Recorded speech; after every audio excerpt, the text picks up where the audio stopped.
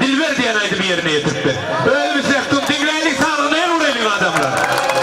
En uğraylık arkadaşına mektubu yardıma kurban mahsulü. Türkmen halk aydımı mehterciğin ülkelerine Dilber diyen aydımı ödülleyen kurban mahsulü.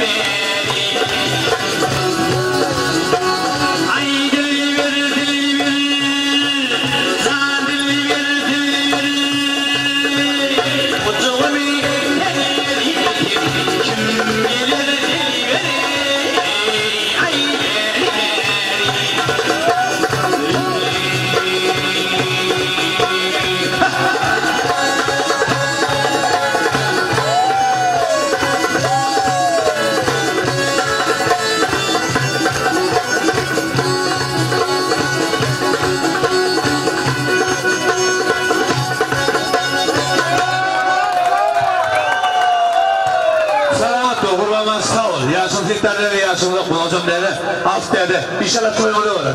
Merhaba adamlar. Her sırada ne senin geçen yılların günü toparlattırla hem şovdi hem tesviri CD var. Gelecek yılların seninle dozuşacağız. Benim de toyda buluşuyorduk inşallah. Hoş Allah'a yardım olsa diyeceğimiz rahat yoluna kurtulmalılar. İnşallah toymalı öğrettik Merhaba adamlar.